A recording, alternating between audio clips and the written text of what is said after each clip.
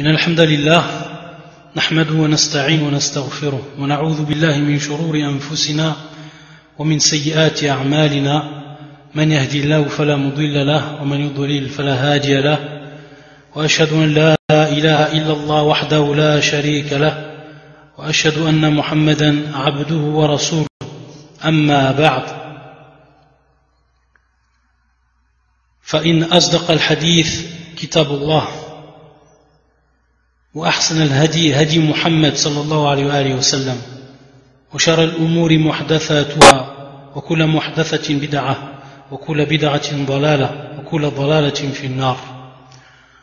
Donc nous commençons pour ce premier cours bi'idhnillah bi'awnillah azza wa jal l'explication du livre et la traduction du livre intitulé Al-Qawa'id al-Muthla fi sifatillahi wa asma'i al-husna wa asma'i al-husna, donc que l'on traduit et que l'on va expliquer de toute manière, que l'on traduit donc par les règles exemplaires dans les attributs d'Allah et ses noms parfaits.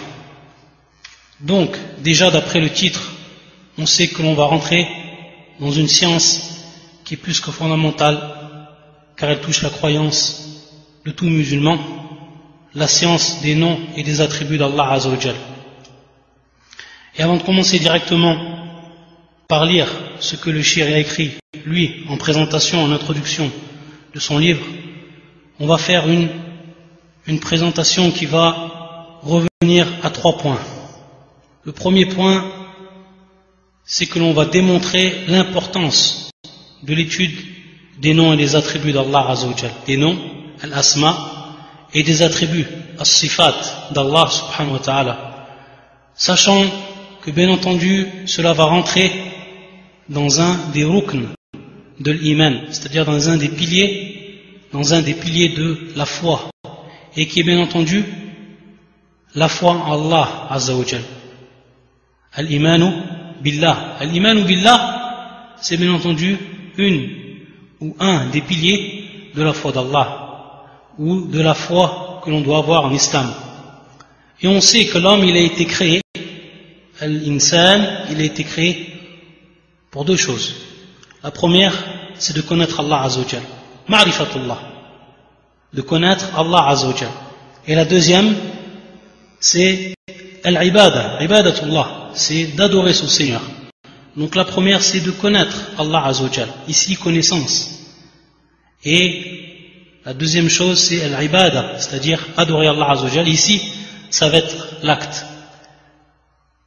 C'est pour ça que beaucoup de savants, lorsqu'ils ont parlé du taqsim al-tawhid, c'est-à-dire la subdivision de l'unicité, ce qu'on appelle bien entendu al-tawhid, qui est l'unicité. Et on sait que cette subdivision, elle a été faite sous différents aspects, sachant que cette subdivision, et ça c'est un point qui est fondamental à comprendre dans la science, dans la croyance, que cette subdivision, elle a été faite par 2 choses, ce qu'on appelle al-istiqra' wa tatabbu'. Al-istiqra' wa tatabbu'.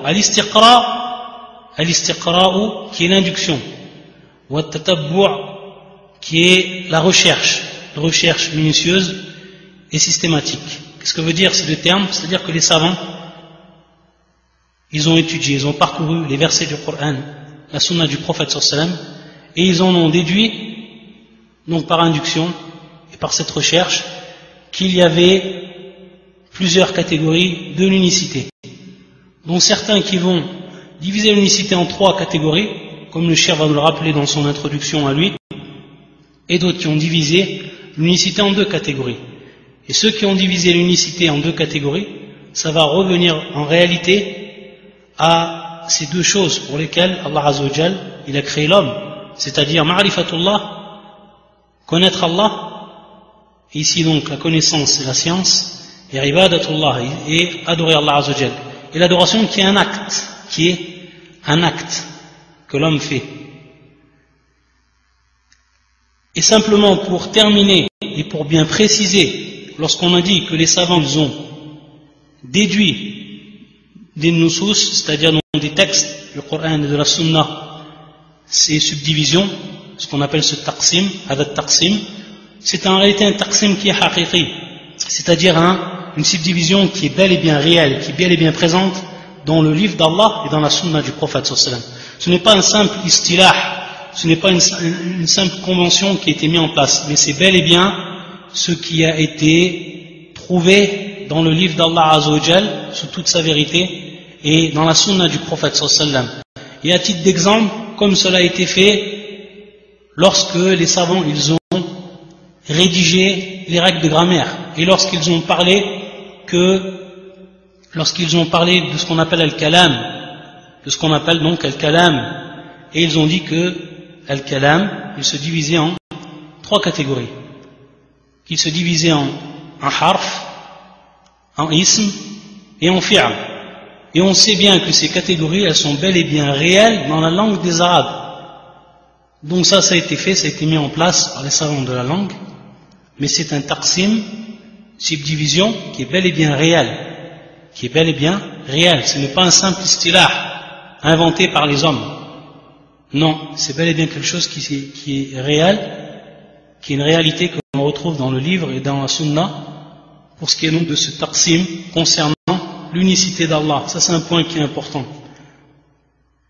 Donc pour revenir à ce taqsim, cette subdivision, lorsqu'on a dit que ma'rifatullah, ça revenait à la science. C'est pour ça que certains savants vont dire que le tawhid ici, qui va être concerné, c'est ce qu'on appelle le tawhid al-ilmi. Le tawhid al-ilmi, c'est-à-dire donc l'unicité qui va s'acquérir par la science. C'est-à-dire qu'on va apprendre l'unicité d'Allah Azza wa Jal.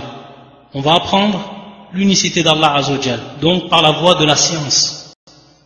Et c'est pour ça qu'Allah Azza wa Jal dit dans son livre لِتَعْلَمُوا أَنَّ اللَّهَ عَلَى كُلِّ شَيْءٍ قَدِيرٌ, pour que vous sachiez qu'Allah Azza wa Jal, donc ici le verbe لِتَعْلَمُوا, pour que vous sachiez, pour que vous ayez science, connaissance, لِتَعْلَمُوا أَنَّ اللَّهَ عَلَى كُلِّ شَيْءٍ قَدِيرٌ, pour que vous sachiez donc qu'Allah Azza wa Jal est sur toute chose omnipotent, subhana. Ça donc c'est pour ce qui est le ma'rifa, ma'rifatullah. Et ensuite bien entendu le deuxième point pour lequel, ou la deuxième chose pour laquelle Allah Azza wa Jalla nous a créé, c'est l'ibada, ibadatullah. Et l'adoration bien entendu c'est un acte, c'est-à-dire un acte que l'on va faire. Et l'adoration on sait, on a déjà vu plusieurs fois, qu'est-ce que ça représentait, qu'est-ce que ça voulait dire en islam. Et donc c'est tout simplement l'acte. Donc l'homme ici il passe à l'action. Ce n'est plus une connaissance et une science, mais ici c'est bel et bien un acte qu'il va en réalité concrétiser, qu'il va pratiquer pour donc concrétiser quoi? Ce tawhid, l'unicité d'Allah Azza wa Jalla. Et c'est ce qu'on appelle donc, c'est ce que certains ont appelé le tawhid al-amali, tawhid al-amali, c'est-à-dire le tawhid qui est propre à l'acte, qui est propre à l'acte, c'est-à-dire que le tawhid ici il va passer par la concrétisation, où l'acte il va concrétiser le tawhid, l'acte il va concrétiser le tawhid. C'est pour ça qu'Allah Azza wa Jalla dit وَمَا خَلَقْتُ الْجِنَّ وَالْإِنسَ إِلَّا لِيَعْبُدُونَ, c'est-à-dire je n'ai créé les djinns et les hommes que pour qu'ils m'adorent. Donc ici l'adoration c'est bel et bien un acte, c'est bel et bien un acte. C'est pour ça que certains savants ont appelé cela at-tawhid al-amali, tawhid al-amali. Pour ce qui est de al-asma wa sifat, ça va rentrer le premier que l'on a cité, c'est-à-dire tawhid al-amali, ou arfan, tawhid al-ilmi, tawhid al-ilmi, l'unicité donc, qui est ici propre à la science, qui est propre donc ici à la science, sachant que ce qui rentre dans al-ilmi, c'est al-asma wa sifat, et c'est al-rububiyya, c'est l'asma wa sifat, et c'est également al-rububiyya. Tout ça bien entendu, c'est des révisions pour beaucoup d'entre vous, car on l'a déjà expliqué et détaillé. Ala kulli hal, on est bel et bien ici fi ma'rifatillah, c'est-à-dire qu'on va connaître à travers donc ces règles que l'on va parcourir par le biais de l'étude de ce livre, c'est bel et bien une science et une connaissance que l'on va acquérir. C'est pour ça que c'est plus qu'important d'apprendre les noms et les attributs d'Allah Azzawajal. Ici, c'est un des aspects de l'importance de l'étude des noms et des attributs d'Allah Azzawajal. Également, Hadhi Ma'rifa, c'est-à-dire donc cette connaissance, elle va augmenter la taqwa qu'on a envers Allah, la crainte d'Allah qu'on a. Et naam, ça également c'est un point, et c'est une des raisons fondamentales qu'on va étudier, pour laquelle on va étudier Al-Asma wa Sifat. Et comme beaucoup de salaf disaient, Man kana lillahi a'lam, kana lillahi ahwat. Man kana lillahi a'lam, kana lillahi ahwat. C'est-à-dire celui qui est savant d'Allah, qui connaît ses noms et ses attributs, qui connaît sa souveraineté, et ce que cela implique, Man kana lillahi a'lam, qui connaît Allah, qui a la connaissance d'Allah, il est, par rapport à Allah, le plus prudent. Yahtat, c'est-à-dire qu'il est prudent, c'est-à-dire qu'il ne va pas faire ce que bon lui semble, et donc il va faire preuve de crainte, il va s'abstenir de par cette crainte de ce qu'Allah Azzawajal lui a interdit, il va s'abstenir également des choses qui sont pour lui des ambiguïtés, shubuhat, et même des choses qui sont min al-mubahat, même les choses qui sont de façon générale autorisées, mais qui n'ont pas une nécessité pour l'homme réelle. Man kana lillahi a'lam, kana lillahi ahwat. Donc plus l'homme il va être savant, plus il va avoir la connaissance d'Allah, et plus il va augmenter donc dans la foi, et plus donc il va s'abstenir, et va donc observer les lois d'Allah subhanahu wa ta'ala. Même on peut dire que ça fait partie des plus grandes choses qui font, des points les plus importants qui font augmenter la foi. Que l'homme il connaisse réellement son Seigneur. Qui est son Seigneur? À travers ses noms et à travers ses attributs. Et qu'il prenne conscience réellement de la grandeur d'Allah Azzawajal. Et qui est Allah subhanahu wa ta'ala. Également, un des points qui nous prouve l'importance de l'apprentissage de ces noms et de ces attributs, c'est que commettre une erreur, fi hadha al-bab, connaître une erreur dans ce chapitre de la croyance, c'est une chose qui est énorme. C'est une chose qui est énorme. C'est pour ça qu'Allah Azzawajal, il a appelé ceux qui vont faire preuve donc d'inhiraf, ce qu'on appelle l'inhiraf fi bab al-asma, en ce qui concerne les noms d'Allah Azzawajal, il va appeler cela ilhadan, c'est-à-dire une déviation. Ilhadan, une déviation. On reviendra sur ces termes, Inch'Allah. Et on sait que l'ilhad, c'est al-mail an al-haq, se dévier du chemin de la vérité. Et c'est pour ça également, si on regarde un des versets du Coran, et on va s'apercevoir que l'erreur et être dans l'égarement fi hadha al-bab, c'est-à-dire dans les noms et les attributs, c'est quelque chose qui est très dangereux. Ayadan billah. Regardez ce qu'il dit Allah Azzawajal fi surat Fussilat, qui est là le verset 22-23. يقول الله عز وجل ولكن ظننتم أن الله لا يعلم كثيرا مما تعملون وذلكم ظنكم الذي ظننتم بربكم أدراكم فأصبحتم من الخاسرين ولكن ظننتم أن الله لا يعلم كثيرا مما تعلمون qu'Allah n'était pas au courant de la plupart de vos actes ولكن ظننتم أن الله لا يعلم كثيرا مما تعملون. Donc regardez ce dhann, ce qu'ils ont cru les gens par rapport à Allah Azzawajal, subhanallah, qu'ils n'avaient science de tous leurs actes. Ayadan billah. Mais vous pensiez plutôt qu'Allah n'était pas au courant de la plupart de vos actes, de la plupart même de vos actes, beaucoup de vos actes. La ya'lamu kathiran mimma ta'malun. Donc regardez ici cette erreur fondamentale par rapport aux noms et aux attributs d'Allah Azzawajal. C'est-à-dire qu'ils n'ont pas su qu'Allah Azzawajal wa sami'ul basir, qu'il est celui qui voit et qui entend, qu'il voit de manière parfaite et qu'il entend de manière parfaite toutes choses, et qu'il cerne toutes choses de par sa science, al-alim. Regardez ce à quoi ça les a menés. وَذَلِكُمْ ظَنُّكُمُ الَّذِي ظَنَنْتُمْ بِرَبِّكُمْ أَدْرَاكُمْ فَأَصْبَحْتُمْ مِنَ الْخَاسِرِينَ. عِيَاذًا بِاللَّهِ. Ensuite, c'est ce que vous pensez de votre Seigneur, et c'est cette pensée-là qui a causé votre perte et vous a conduit à être du nombre des damnés. Regardez ce qu'ils ont pensé envers Allah Azza wa Jal. De par cette pensée qui a touché directement les noms et les attributs d'Allah Azza wa Jal. Et regardez ce qui est arrivé. Cela a causé leur perte dans cette vie d'ici-bas et dans l'au-delà.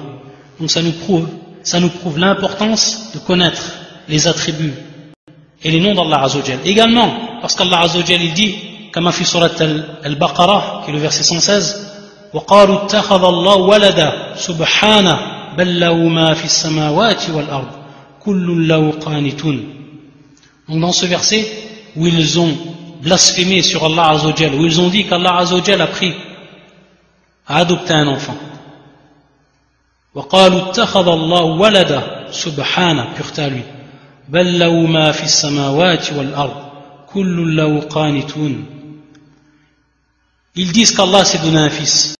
Tant s'en faut, sa gloire ne saurait y consentir. Subhana, pureté à lui. Subhana, pureté à lui. C'est lui le maître des cieux et de la terre. Et c'est devant lui que toute la création s'incline. Donc ici, ils ont donné à Allah Azza wa Jal ce que lui ne s'est pas attribué. Et comme cela implique de sifat et d'attributs. Ayadan billah. Donc regardez également l'erreur qu'ils ont faite, qu'ils ont commise. Fibab al-asma wa sifat. Et regardez où ça les a menés dans la mécréance. Ayadan billah. Et on va s'apercevoir que par rapport au premier verset,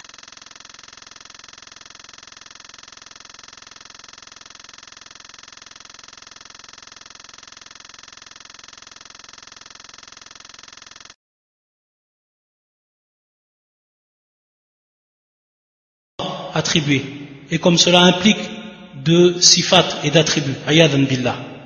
Donc regardez également l'erreur qu'ils ont faite, qu'ils ont commise. Fibab al-asma wa sifat. Et regardez où ça les a menés dans la mécréance. Ayadan billah. Et on va s'apercevoir que par rapport au premier verset qu'on a cité, c'est-à-dire walakin dhanantum anna Allah la ya'lamu kathiran mimma ta'malun, on voit ici que les gens, ils ont nié ce qu'Allah Azza wa Jal lui revenait de droit, c'est-à-dire la science parfaite, la vue parfaite, l'ouïe parfaite et tous les attributs. In'am. Alors que dans le deuxième verset, c'était le contraire. Ils ont attribué à Allah Azza wa Jal ce que lui il a nié, subhana. Et on va s'apercevoir donc à partir de là que Fibab al-Asma wa Sifat, le chapitre des noms et des attributs, il y a deux bases. Ce qu'on appelle un nafi wal ithbat, ou al ithbat wal nafi, c'est-à-dire l'attestation et la négation. L'attestation et la négation, on reviendra également à cela. Donc, ici, on voit encore une fois l'importance de la connaissance des noms et des attributs d'Allah Azza wa Jal, afin de ne pas tomber dans l'erreur. Également, toutes les sectes qui se sont égarées fi hadha al-bab, yani dans le chapitre des noms et des attributs d'Allah, dans cette partie de la croyance. Combien de sectes, combien de gens se sont égarés lorsqu'ils sont rentrés dans l'apprentissage de la connaissance des noms et des attributs d'Allah Azza wa Jal, et qu'ils ont compris suivant leur hawa, qui n'ont pas suivi le kitab d'Allah Azza wa Jal, qui n'ont pas suivi la sunna du prophète sallallahu alayhi wa sallam et la compréhension du pieux prédécesseur. Combien de sectes sont égarés fi hadha al-bab? Kathir. Elles sont nombreuses, on aura l'occasion d'en citer beaucoup. Ça donc c'est pour ce qui est des al-asma wa sifat. Et on reviendra bien entendu ensuite à la muqaddima, l'introduction propre du shir. Ensuite, le deuxième point de la présentation que l'on fait, lorsqu'on a vu dans le titre qu'il y a le terme employé al-qawa'id, et bien entendu al-qawa'id qui est le pluriel de al-qa'ida, al-qawa'id, on sait que al-qawa'id, ce que l'on traduit donc par les règles, ce que l'on traduit par les bases, Et c'est très important donc de connaître les règles, de connaître les bases d'un point de façon générale et encore plus quand c'est propre à la croyance. Et on sait que al-qawa'id, on sait bien que les bases, et allati tuthbit al-bina, c'est celles en réalité qui vont consolider et raffermir la construction. Ce sont de véritables fondations. Donc ces fondations, si elles sont solides, alors automatiquement, al-bina, qu'on va construire par-dessus, sera ainsi.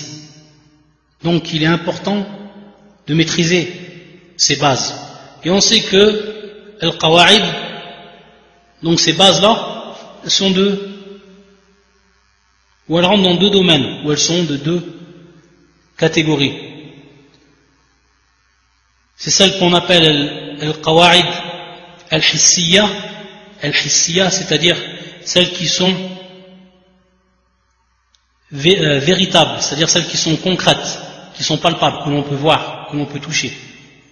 Ce qu'on appelle hissiya, comme dans le verset du Coran, وَإِذْ يَرْفَعُ إِبْرَاهِيمُ الْقَوَاعِدَ مِنَ الْبَيْتِ وَإِسْمَاعِيلُ.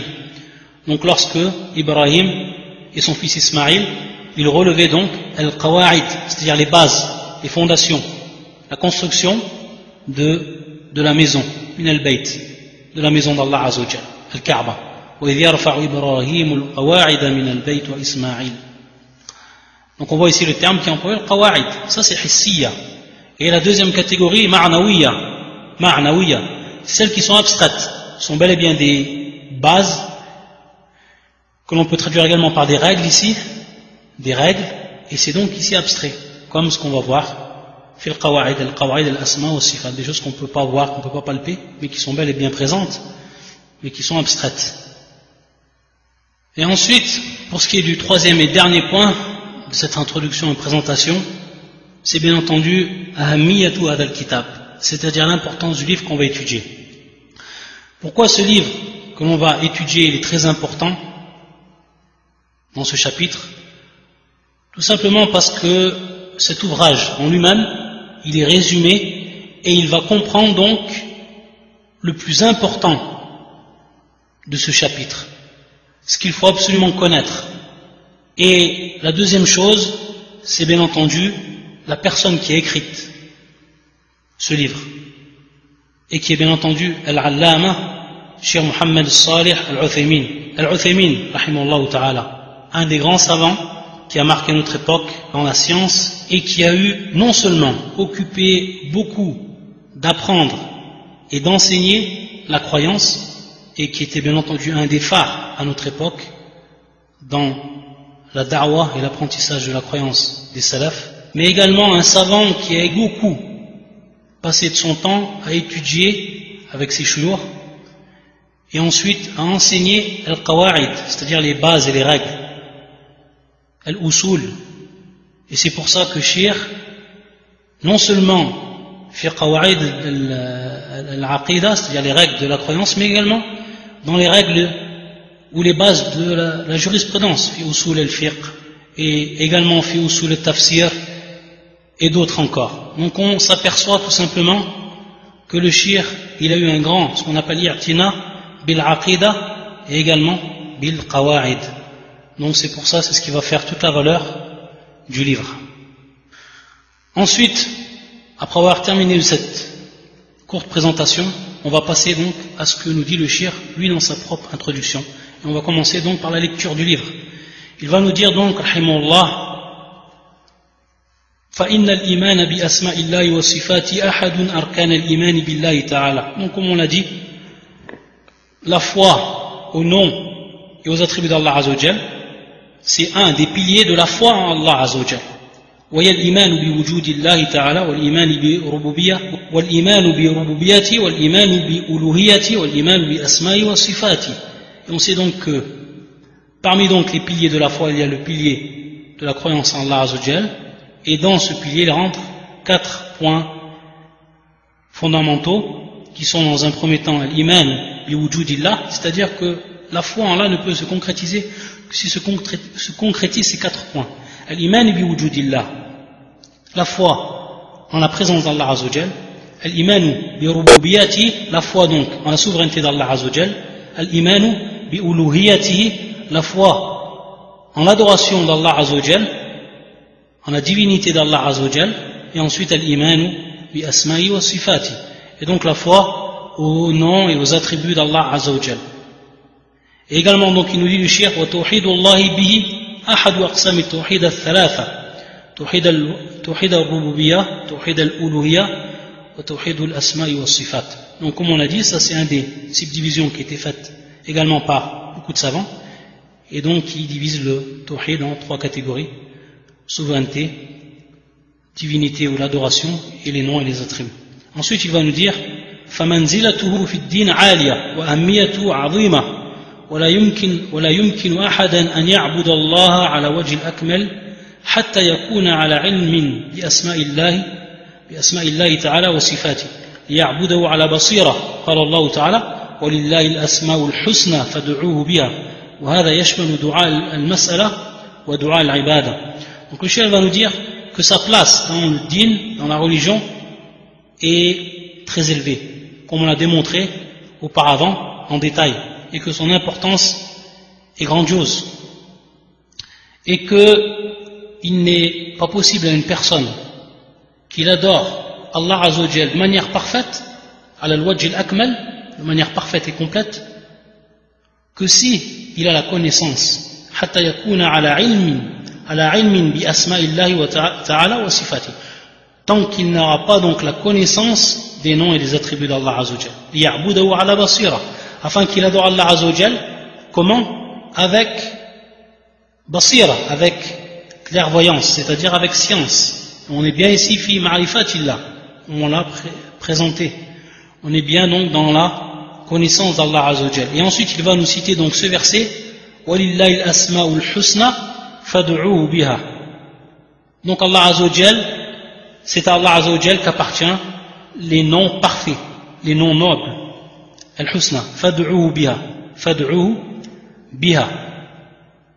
donc invoquez-le de par ces noms. C'est à Allah qu'appartiennent les plus beaux noms. Servez-vous de ces noms quand vous l'invoquez, c'est-à-dire invoquez Allah Azzawajal de par ces noms. Walillahi al-asma'ul husna fad'uhu biha. Et ce verset du Coran, walillahi al-asma'ul husna, on va le retrouver à 4 endroits dans le Coran. Fi surat al-A'raf, comme dans ce verset, également fi surat al-Isra, également fi surat Taha, également fi surat al-Hashr. Donc 4 endroits du Coran où on va retrouver ce verset walillahi al-asma'ul husna. Donc Allah Azzawajal, il atteste que lui appartient les noms parfaits, al-husna. Bien entendu, on avait oublié un terme dans le titre qui est bien entendu al-qawa'id al-muthla. Al-muthla bima'na al-fadila, al-muthla al-fadila. Donc on a traduit par exemplaire, une chose qui est exemplaire, qui est un modèle, al-muthla. Il nous dit donc le cheikh qu'à travers ce verset du Coran, on va pouvoir déduire, donc dans ce verbe fad'uhu biha, et qui est bien entendu ici à l'impératif, fad'uhu biha, c'est-à-dire invoquer Allah Azzawajal de par ses noms, on va en déduire, comme nous le dit le cheikh, qu'il y a ici 2 sortes d'invocation, fad'uhu biha. Donc on a bien le verbe ici invoquer, fad'uhu. La première c'est ce qu'on appelle du'a al-mas'ala, et la deuxième c'est du'a al-ibada. Et à travers donc ce verset, et à travers l'explication de ces 2 catégories de ce qu'on appelle les invocations, donc les invocations sont de 2 catégories, le cheikh va mettre en évidence également ici l'importance d'étudier les noms et les attributs d'Allah subhanahu wa ta'ala. Et donc il va nous dire fadu'a al-mas'ala, il commence donc par du'a al-mas'ala, du'a al-mas'ala. Il nous dit أن تقدم بين يدي مطلوبك من أسماء الله تعالى ما يكون مناسبا مثل أن تقول يا غفور اغفر لي ويا رحيم ارحمني ويا حفيظ احفظني ونحو ذلك. Donc le cheikh tout simplement, fi du'a al-mas'ala, lorsque tu demandes à Allah Azzawajal quelque chose, tu vas te présenter devant Allah subhanahu wa ta'ala et tu vas donc commencer à l'invoquer. Lorsque tu vas l'invoquer, tu vas tout simplement employer le nom qui va correspondre ou qui va être en harmonie avec ta demande. Si par exemple tu demandes à Allah Azza wa Jal qu'il te pardonne, alors tu sais qu'il est Al-Ghafour. Tu sais qu'il est Al-Ghafour. Si tu demandes à Allah Azza wa Jal qu'il te pardonne, tu sais qu'il est le pardonneur, le grand pardonneur. Ya Ghafour, Yaghfirli. Ça c'est un exemple. Donc c'est dans ce sens qu'on va utiliser les noms d'Allah. Et donc on voit son importance ici, de connaître et de savoir bien les noms d'Allah Azza wa Jal, pour ensuite savoir utiliser les noms d'Allah lorsqu'on va lui demander quelque chose, et savoir qu'est-ce qui va être en harmonie donc avec notre demande, al-matloub, ce qu'on demande à Allah Azza wa Jal. L'autre exemple également, wa ya Rahim, arhamni, lorsque tu demandes à Allah Azza wa Jal qu'il te fasse miséricorde, tu sais qu'il est très miséricordieux, tu l'appelles donc de par ce nom, ya Rahim. De même, lorsque tu veux qu'il te protège, Allah Azza wa Jal, tu vas l'appeler par le nom qui va être en harmonie avec cela, qui va en adéquate. Et tu dis, wa ya Hafid, et ya Hafid, donc celui qui protège, et Hafidni, c'est-à-dire protège-moi, et ainsi de suite. Ça c'est Dua al-Mas'ala. Donc demander à Allah Azza wa Jal une chose, et comment on demande à Allah Azza wa Jal? Quel est l'adab ici à voir? C'est donc employer le nom d'Allah Azza wa Jal qui va correspondre à ce qui est en relation avec notre demande. Donc d'où l'importance de connaître ces noms. Et également ensuite, ça va apparaître dans la deuxième catégorie de dua, ce qu'on appelle dua ou l'ibada, qui est en réalité l'ibada, qui est en réalité l'adoration, ce qu'on appelle dua ou l'ibada. Et il nous dit le cheikh, أن تتعبد لله تعالى بمقتضى هذه الأسماء فتقوم بالتوبة إليه لأنه التواب وتذكره بلسانك لأنه السميع وتتعبد له بجوارحك لأنه البصير وتخشى في السر لأنه اللطيف الخبير وهكذا. Donc il va nous dire le cheikh ici comment va apparaître l'importance de connaître les noms d'Allah Azza wa Jal dans cette deuxième catégorie des invocations d'Allah Azza wa Jal. C'est tout simplement lorsque tu vas adorer Allah subhanahu wa ta'ala, tu vas l'adorer suivant ce que impliquent ces noms. Et comment comprendre cela? Par les exemples que nous a donné lui-même le cheikh, rahimahullah, lorsqu'il a dit que tu reviens à Allah Azza wa Jal, tu te repens à Allah subhanahu wa ta'ala, tu sais pourquoi?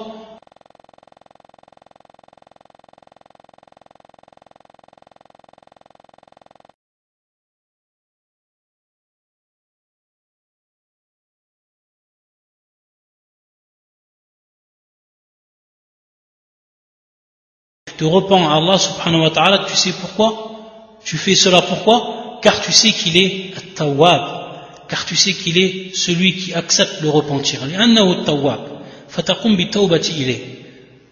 Tu sais également Allah Azza wa Jal annahu sami', fatadhkuruhu bilisanik, c'est-à-dire donc que tu vas faire le rappel d'Allah Azza wa Jal par ta langue. Tu vas faire un rappel d'Allah Azza wa Jal de par ta langue le plus souvent possible. Pourquoi? Parce que tu sais qu'il entend Allah Azza wa Jal. Donc quand tu fais cela par ta langue, tu sais que Allah Azza wa Jal entend t'entendre. Et donc ça implique que tu vas donc faire ce qu'il entend, ou que tu vas dire ce qu'il entend et qui lui plaît. Et bien entendu son dhikr, le dhikr d'Allah Azza wa Jal. Également, tu vas adorer Allah Azza wa Jal avec tes membres, car tu sais qu'il voit, li'annahu al-basir. Tu sais que lorsque tu pries, tu sais lorsque tu fais le pèlerinage, tu sais que lorsque tu fais l'amr bil ma'ruf wa nahy 'anil munkar, tu sais qu'Allah Azza wa Jal il te voit. Donc dans ce sens-là, tu vas adorer Allah Azza wa Jal de par tes membres. Wa takhshaw fi sir, également tu vas craindre Allah Azza wa Jal dans le secret, l'intimité. Lorsque personne n'est présent, même à ce moment-là, tu vas craindre Allah Azza wa Jal, car tu sais qu'il est le doux et le bien informé, al-khabir, al-latif, tu sais qu'il sait donc et qu'il est bien informé de ce que tu fais à tout moment, même dans tes moments d'intimité, même dans les moments où tu es seul. Donc on voit ici que fi du'a al-ibada, qui est en réalité l'ibada, qui est en réalité l'adoration, on va voir comment va apparaître l'importance de la connaissance des noms d'Allah Azza wa Jal, afin donc de concrétiser cette adoration. Donc c'est pour ça qu'il nous dit le cheikh ensuite ومن أجل منزلته هذه ومن أجل كلام الناس فيه بالحق تارة وبالباطل الناشئ عن الجهل أو التعصب تارة أخرى أحببت أن أكتب فيه ما تيسر من القواعد راجيا من الله تعالى أن يجعل عملي خالصا لوجهه موافقا لمرضاتي نافعا لعبادي وسميت القواعد المثلى في صفات الله تعالى وأسمائه الحسنى. Donc le cheikh nous dit également parmi les causes qui ont fait qu'il a écrit ce livre, donc en plus de l'importance fondamentale qu'à ce point de la croyance, comme on l'a démontré auparavant, et comme nous a rappelé le cheikh à travers l'explication donc du verset, et comment on comprend, et comment va apparaître l'importance de connaître les noms d'Allah Azza wa Jal, il va nous dire également ومن أجل كلام الناس فيه بالحق تارة وبالباطل الناشئ عن الجهل أو التعصب تارة أخرى. Également à cause des paroles, de la parole des gens qui parlent donc par rapport aux noms aux attributs, donc parfois avec vérité, parfois avec ou dans le faux, par le faux, ayadan billah, qui vient en réalité, qui a pour source, comme nous dit le cheikh, l'ignorance, dans beaucoup de cas l'ignorance, ou at-ta'assub, ou le fait donc de suivre aveuglément, sans même essayer de comprendre, ayadan billah. Donc également, pour cette deuxième cause, donc la deuxième cause c'était min ajli manzilati, donc son importance et sa place dans l'islam, et la deuxième cause, pour ce qui est donc des paroles des gens, et donc pour qu'il fasse apparaître le cheikh à travers ses règles, la vérité, et pour qu'il donc fasse disparaître le faux, ayadan billah. Inch'Allah, on va commencer par la première règle. La première règle. Donc on sait que le livre il va se diviser en deux grandes parties. Les règles qui sont propres au nom d'Allah Azza wa Jal, et ensuite les règles qui sont propres aux attributs d'Allah. Les règles qui sont propres au nom d'Allah Azza wa Jal, et les règles qui sont propres aux attributs d'Allah Azza wa Jal. Pour ce qui est de la première catégorie, al-qa'idatul ula, il va nous dire le cheikh, donc qawa'idun fi asma'illahi ta'ala. Ça c'est la première grande partie. Qawa'idun fi asma'illahi ta'ala. Donc les règles dans les noms d'Allah Azza wa Jal, le Très-Haut. Al-qa'idatul ula, asma'ullahi ta'ala, kulluha husna. Il va nous dire donc, le cheikh, que les noms d'Allah Azza wa Jal, ils sont tous parfaits. Husna, qu'on va traduire par parfait. Et que le cheikh va nous expliquer qu'est-ce que veut dire ce terme, husna. Parfait. Il nous dit hey, donc en expliquant qu'est-ce que veut dire ce terme parfait, que l'on dit en arabe husna, asma'ullahi ta'ala kulluha husna, tous les noms d'Allah Azza wa Jal sont parfaits. يقول hey, balighatun fil husni ghayatahu, c'est-à-dire qu'ils vont atteindre la perfection. Balighatun fil husni ghayatahu, al-ghaya qui est bien entendu la perfection même. Il ne peut pas avoir quelque chose donc de plus parfait, ça va être la perfection même. Al-ghaya fil husni. Donc ces noms ils ont atteint cela, la perfection même, l'extrême perfection. C'est-à-dire lorsqu'on dit rayatahu, c'est al-kamal, en réalité c'est al-kamal, c'est donc la perfection. Qala Allah ta'ala walillahi al-asma'ul husna. Donc il va reprendre le premier verset qu'il avait expliqué en introduction. Walillahi al-asma'ul husna, c'est-à-dire qu'Allah Azza wa Jal appartiennent les noms parfaits. Et il va nous dire donc le terme qui est employé ici, husna, ça va bel et bien du Coran, c'est bel et bien pris ce terme du Coran, c'est-à-dire cet adjectif ici, husna, c'est bel et bien pris donc du Coran.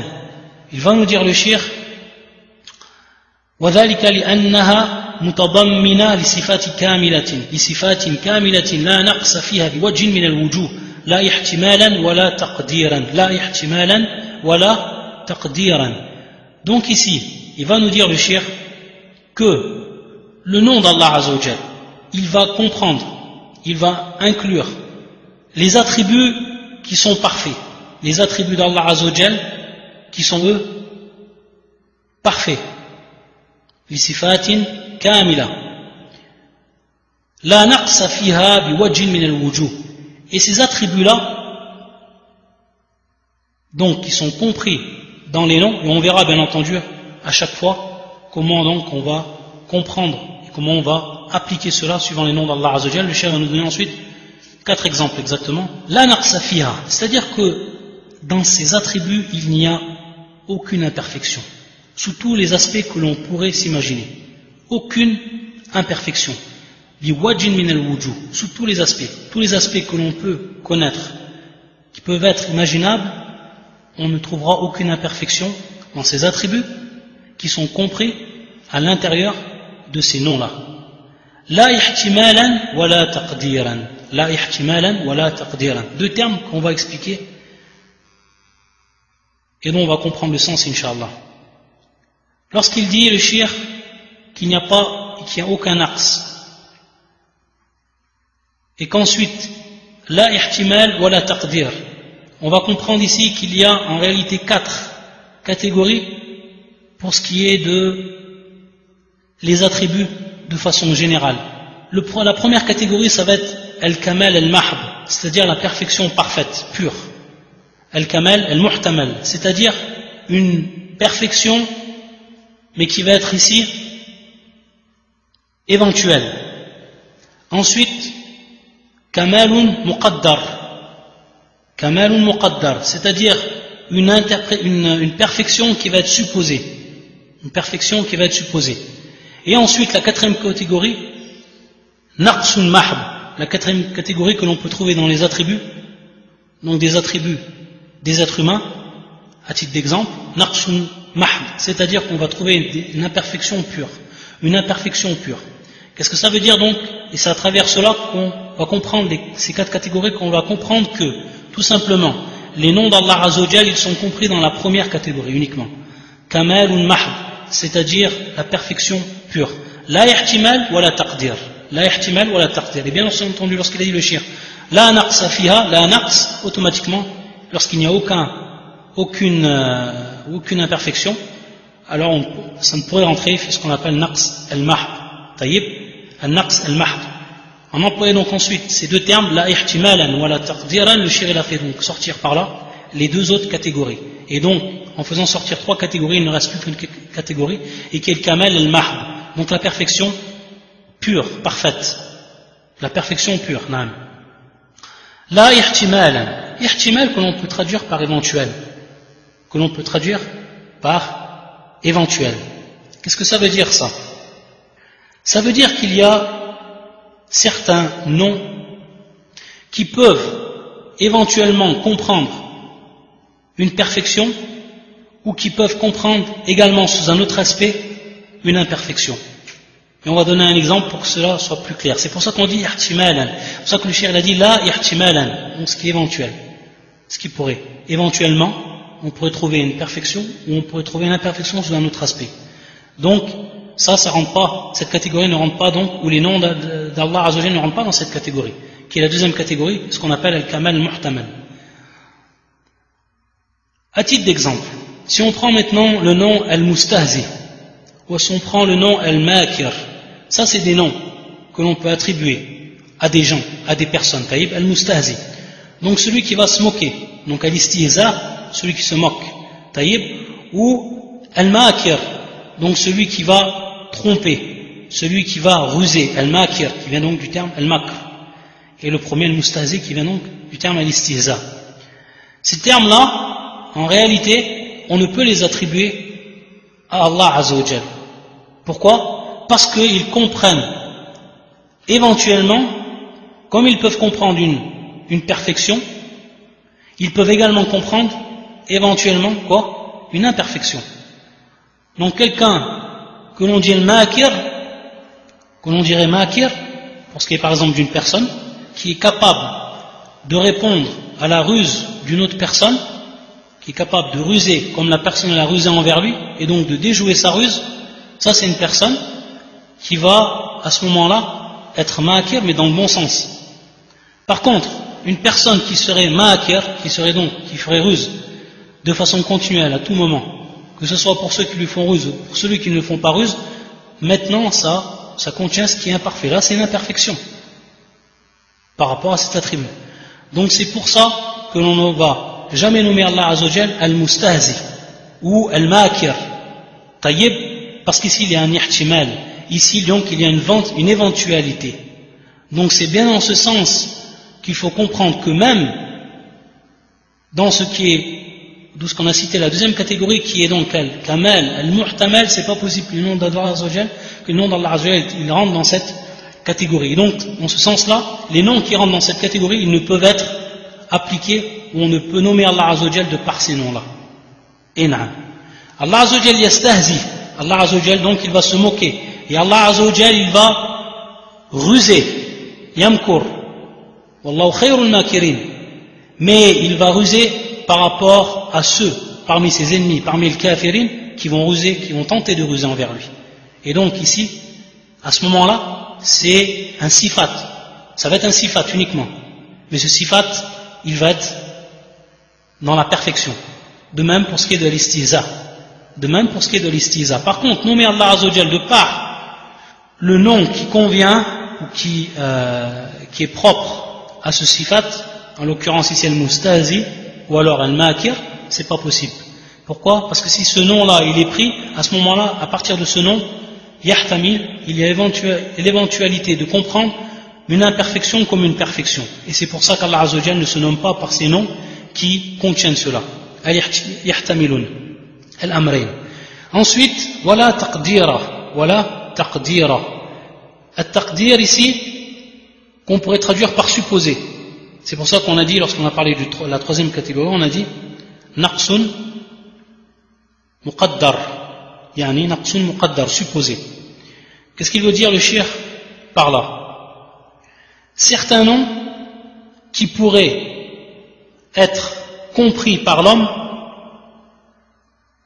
de par sa raison, de par son entendement, de par son intellect, comme un axe في وجه من الوجوه, c'est-à-dire ما يحتمل النقص على وجه التقدير, ما يحتمل النقص على وجه التقدير, c'est tout simplement donc ce qui peut comprendre, ce qui peut donc supposer une imperfection à la wajh al-taqdir. Il y a taqdir ici, le maqsoud bil taqdir ici bien entendu le taqdir al-dhihni, ce qui revient donc à l'entendement et à la raison de la personne, ce qu'elle peut comprendre, la personne. À titre d'exemple, pour que ce soit plus clair, si on donnait des noms comme Al-Mutakallim ou Al-Fa'il, etc. Ces noms-là, même si en eux-mêmes ils comprennent une perfection, c'est-à-dire la personne qui est capable de faire, la personne qui parle, qui est capable donc de parler, c'est une perfection en elle-même. Voyez, hada kamal. Mais on sait que la personne qui va entendre ce nom, elle peut donc, elle comprendre, elle peut donc supposer, tuqaddir, yani dhihnan, elle peut supposer de par sa raison, de par son entendement, sa compréhension, elle peut supposer donc que ce nom-là, il va comprendre donc un attribut, qui serait ici par exemple al-fi'l, donc le fait de faire, et on sait que le fait de faire, ça peut être dans le bien ou ça peut être dans le mal. Ça peut être dans le bien ou ça peut être dans le mal. Ou alors, al-mutakallim de même. Al-Mutakallim, celui qui parle, en lui-même c'est une perfection, mais on peut nous comprendre. Et on peut donc avoir l'entendement que cela, ça peut être donc al-kalam dans le bien ou alors dans le mal. Dans le bien ou alors dans le mal. Donc celui qui parle, ça peut être une personne qui parle en bien, une personne qui parle en mal. Donc ici on voit qu'il y a un taqdir, yuqaddar. Tayyib, ici le naqs muqaddar. C'est la troisième catégorie qu'on avait dit, al-naqs muqaddar. Donc une imperfection qui pourrait être warfan nam, naqs, yani muqaddar ou kamal muqaddar. Les deux, ils peuvent être donc muqaddar, comme on avait dit pour ce qui était muhtamal. Il peut avoir une perfection qui est éventuelle, éventuellement une perfection, éventuellement un naqs, éventuellement un axe, c'est-à-dire une imperfection. Ici donc de même, c'est pour ça qu'Allah Azzawajal ne sera pas nommé ainsi. C'est pour ça qu'Allah Azzawajal, il n'aura pas des noms de cette sorte, comme Al-Mutakallim, à titre d'exemple, Al-Mutakallim. Sachant que, parmi les sifats d'Allah, Al-Kalam, Allah Azzawajal il parle, na'am. Mais, on ne lui a pas attribué, et il ne s'est pas attribué à Allah Azzawajal, le nom Al-Mutakallim, celui donc qui parle. Parce que cela peut supposer qu'il parle en bien ou qu'il parle en mal. Donc c'est dans ce sens que, même dans cette catégorie, les noms d'Allah Azzawajal ne rentrent pas. Et, par conséquent, il rentre uniquement dans la première catégorie qui est Al-Kamal Al-Mahb. Al-Kamal Al-Mahb. Donc on comprend mieux maintenant la parole du shir. وَذَلِكَ لِأَنَّهَا مُتَضَمِّنَةٌ لِصِفَاتِ كَامِلَةٍ لِصِفَاتٍ كَامِلَةٍ لا نقص فيها بوجه من الوجوه لا احتمالا ولا تقديرا. Donc des noms qui sont parfaits, purs, parfaitement purs. Il va maintenant nous donner des exemples chers. Taïb, on s'arrête ici. Donc le prochain cours pour ce qui est des noms et des attributs d'Allah Azza wa Jal. Taïb, subhanakallahumma bihamdika ashhadu an la ilaha illa anta astaghfiruka wa atubu ilayk. Wassalamu alaikum wa rahmatullahi wa barakatuh.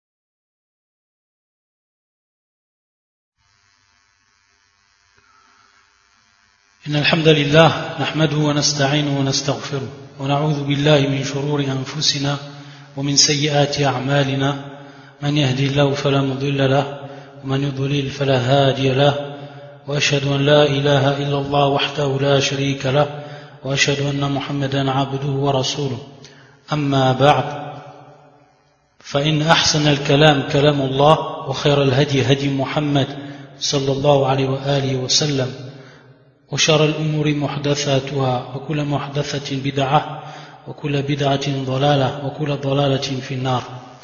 Donc on continue Inch'Allah ta'ala aujourd'hui l'explication et la traduction du livre Al-Qawa'id al-Muthla fi sifatillahi wa asma'ihi al-husna li fadilat al-Shaykh al-Allama Muhammad ibn Salih al-Uthaymin rahimahullah ta'ala. Et bien entendu on a présenté la semaine dernière ce livre et l'importance de ce livre, également l'importance donc du sujet de ce livre, c'est-à-dire donc d'étudier les noms et les attributs d'Allah Azza wa Jal. C'est pour ça que la traduction du titre du livre que l'on étudie, c'est la suivante: les règles exemplaires des attributs d'Allah et de ses noms parfaits, nom du grand savant Muhammad ibn Salih al-Uthaymin, qu'Allah lui fasse miséricorde. On a vu que le shir a divisé son livre en deux parties. La première partie concerne les noms d'Allah et la deuxième partie concerne les attributs d'Allah. Et on avait vu la différence qu'il y avait entre les noms d'Allah et les attributs d'Allah. Donc on avait vu que les noms d'Allah, pour donc les différencier des attributs, et qu'il y ait à partir de là une règle sur laquelle on revient, pour pouvoir donc faire cette différence, et ensuite savoir qu'est-ce qui sépare les noms et les attributs par rapport à leur définition. On a vu que le nom indique deux choses. Yadullu ala shay'ain. Il indique dans un premier temps al-dhat, c'est-à-dire l'entité d'Allah Azza wa Jal. Chaque nom indique l'entité d'Allah. Et ça on va le voir plus tard, que savoir cela c'est important pour ce qui est également des règles. Ça c'est la première chose. La deuxième chose, ce qu'il indique le nom, as-sifatu al-mutadamminatu lahu, c'est-à-dire donc l'attribut que contient ce nom, car on sait que tout nom va contenir un attribut, au minimum. Donc le nom comprend et indique l'entité d'Allah et l'attribut qu'il contient. Yadullu ala dhat wa sifati al-mutadamminati lahu. Pour ce qui est de as-sifa, donc l'attribut, lui, il indique une seule chose. Contrairement au nom, il indique uniquement une chose. Ala shay'in wahid, ala sifati faqat. C'est-à-dire que l'attribut, il indique l'attribut en lui-même, uniquement. L'attribut, il indique l'attribut en lui-même, uniquement. Yadullu ala sifa, faqat. Comme par exemple, les yeux d'Allah, comme par exemple, le visage d'Allah, etc. Ala kulli hal, on reviendra sur cela, mais dans un premier temps, sachant que le shir a divisé son livre en deux parties, première partie consacrée au nom d'Allah et deuxième partie consacrée aux attributs d'Allah, il était important de savoir dès le départ quelle était la différence entre les noms et les attributs. Ensuite, on avait vu également la première règle parmi les règles des attributs d'Allah. Et on avait vu que cette première règle c'était la suivante: Asma'ullahi ta'ala kulluha husna. C'est-à-dire que les noms d'Allah sont tous parfaits. Les noms d'Allah sont tous parfaits. Et on avait expliqué cette règle-là. Et on avait vu donc, à travers la parole du Shir, rahimahullah, que les noms, soit ils étaient d'une perfection absolue et pure, et qu'ils ne pouvaient supposer en eux une imperfection. Et c'était en réalité ici le domaine des noms d'Allah. Tous les noms rentraient donc dans cela, c'est-à-dire tous les noms d'Allah Azza wa Jal rentraient dans cette première catégorie et ne pouvaient rentrer dans les autres catégories. Et les trois autres catégories qu'on avait vues, c'était bien entendu ceux qui pouvaient supposer ou contenir éventuellement une perfection ou une imperfection. Une perfection ou une imperfection. Et on avait vu donc dans ce sens que certains noms, comme par exemple Al-Mustahzi, comme par exemple Al-Makir, donc celui qui trompe ou celui qui se moque, on avait vu que ces noms-là ne pouvaient être attribués à Allah Azza wa Jal. Taïb. Pourquoi? Parce que ces noms en eux, ils peuvent contenir une perfection comme ils peuvent contenir une imperfection. Une perfection dans le sens où celui qui va répondre à la ruse d'une autre personne, il va faire preuve donc de puissance, il va faire preuve de capacité à répondre à sa ruse. Et ça, bien entendu, c'est une perfection. Mais, bien entendu, ou d'un autre côté, on pourrait comprendre également, ou dans certains cas, cela peut entraîner une imperfection. Dans le sens où Al-Makir, ça pourrait par exemple être une personne qui trompe à la base les autres gens. Une personne qui trompe les autres gens à la base, sans qu'il y ait donc une réponse à une ruse ou une réponse à une tromperie, etc. Donc dans ce sens, on ne peut attribuer à Allah Azza wa Jal ces noms, car ils pourraient contenir éventuellement une imperfection. Donc ce n'est pas des noms d'Allah comme Al-Mustahzi, Al-Makir, à titre d'exemple, ce qu'on avait dit la dernière fois. La troisième catégorie, on avait dit que c'était des noms qui en eux-mêmes pouvaient également supposer, mais de par donc notre entendement, de par notre compréhension, de par notre raisonnement, un bien ou une perfection comme une imperfection. Et on avait donné à titre d'exemple Al-Mutakallim, Al-Fa'il, etc. C'est-à-dire Al-Mutakallim, celui qui parle. Et on sait que celui qui parle, le nom en lui-même, ici, c'est bel et bien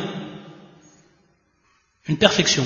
Quelqu'un qui parle, c'est une perfection, dans le sens où la personne a la capacité de parler, contrairement à celui qui ne peut pas parler et qui n'a pas la possibilité de parler et de s'exprimer. Par contre, les paroles qui vont émaner de celui qu'on appelle mutakallim, de celui qui parle, elles peuvent être des paroles de bien, mais elles peuvent être également des paroles de mal. Donc dans ce sens-là, on ne peut pas attribuer à Allah Azza wa Jal ce nom à mutakallim, car ça pourrait être sous-entendu et nous on pourrait comprendre que ici il y a dans certains cas une imperfection, c'est-à-dire qu'on va comprendre de al-mutakallim, il peut très bien parler dans le mal ou il peut très bien parler dans le bien. Donc dans ce sens, on ne peut attribuer à Allah Azza wa Jal également ce nom-là. Et la quatrième catégorie, et bien entendu ici c'est plus que clair, c'est les noms qui comprennent uniquement des imperfections pures. Bien entendu, ça ne peut être ici attribué à Allah Azza wa Jal. Ta'ala Allahu an dhalik. Naam. Donc, ayant revu maintenant et révisé ce dont on avait parlé la semaine dernière, on va pouvoir donc continuer sur le cours d'aujourd'hui, et qui est la terminaison de cette règle-là.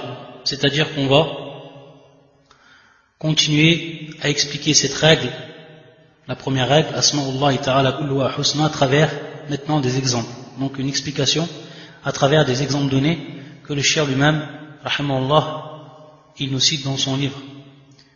Donc ce qu'il a dit auparavant, donc je vais rappeler en arabe cette règle, qu'est-ce qu'elle voulait dire. يقول الشيخ أي بالغة في الحسن غايته قال الله تعالى ولله الأسماء الحسنى وذلك لأنها متضمنة لصفات كاملة لا نقص فيها بوجه من الوجوه لا احتمالا ولا تقديرا. Et donc on avait expliqué ces termes, le terme ihtimal, à travers donc ce qui correspondait donc à la deuxième catégorie, et wala taqdiran qui correspondait à la troisième catégorie. Donc la deuxième catégorie et la troisième catégorie qu'on a donc expliqué à travers certains exemples. Pour ce qui est de la deuxième catégorie, al-mustahzi al-makir, pour ce qui est de la troisième catégorie qui correspond au terme wala taqdiran comme al-mutakallim, etc. Ensuite, le cheikh nous donne donc les exemples. مثال ذلك الحي اسم من أسماء الله تعالى متضمن للحياة الكاملة التي لم تسبق بعدم ولا يلحقها زوال الحياة المستلزمة لكمال الصفات من العلم والقدرة والسمع والبصر وغيرها. Le cheikh nous dit donc al-hayy, qui est le vivant, que l'on traduit par le vivant. Al-Hayy. Le vivant, c'est un des noms d'Allah Azzawajal. Ismun min asma'illahi ta'ala. Et ce nom, bien entendu, il va comprendre un attribut.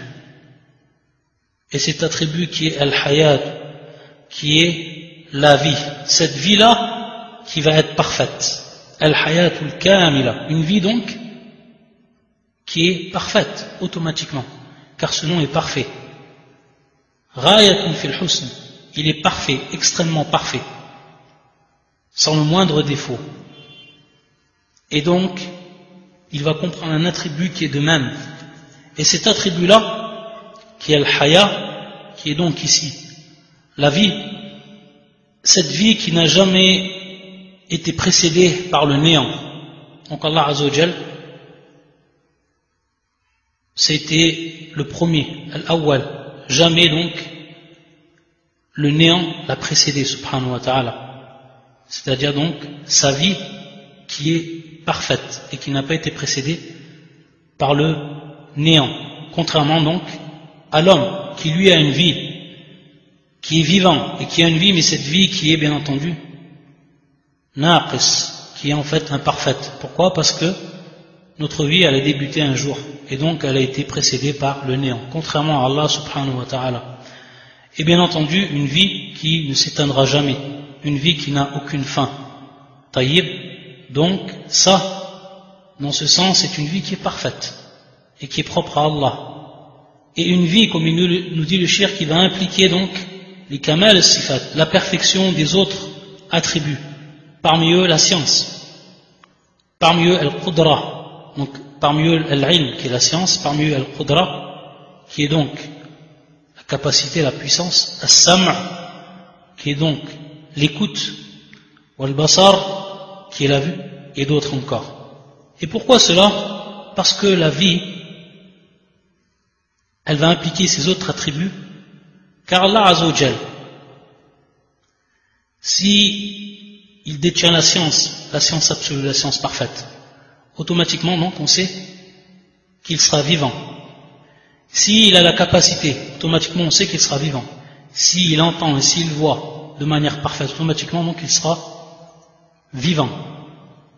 Et d'autres encore. Donc, comme il dit le cheikh, al-hayatu al-mustalzimatu li kamal as-sifat, cette vie qui va donc impliquer les autres attributs, comme la science, comme la capacité, etc. Car si Allah Azza wa Jalla n'avait pas été vivant, on aurait pu être donc savant, etc. Donc c'est pour ça qu'on dit, comme une vie chère mustalzima, c'est-à-dire qu'elle implique les autres attributs.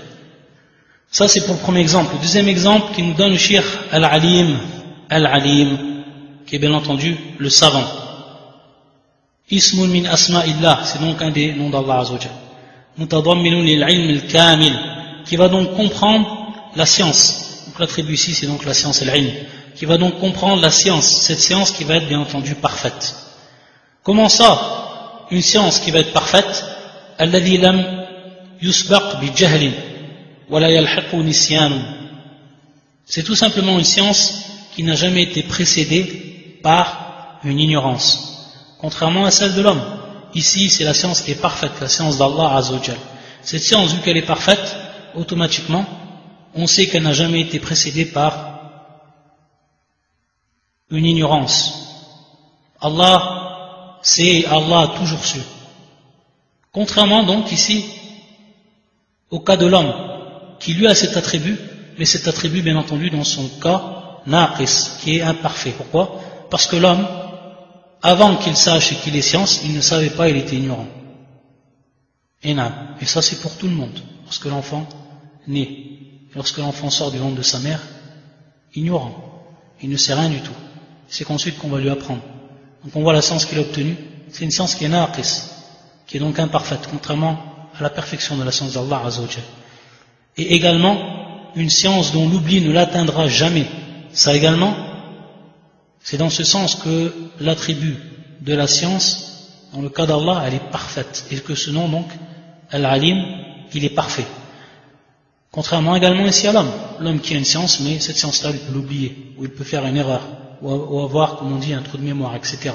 Ça, c'est impossible dans le cas d'Allah, parce que sa science à lui, subhanahu wa ta'ala, elle est parfaite. قال الله تعالى علمها عند ربي في كتاب لا يضل ربي ولا ينسى علمها عند ربي في كتاب لا يضل ربي ولا ينسى. La connaissance à son sujet se trouve auprès de mon Seigneur dans un livre. Mon Seigneur ne peut s'égarer ni oublier. Mon Seigneur ne peut s'égarer ni oublier. Donc on voit ici que cette science elle est parfaite et qu'elle ne peut être donc touché par l'égarement, par l'oubli. العلم الواسع المحيط بكل شيء جملة وتفصيلا سواء ما يتعلق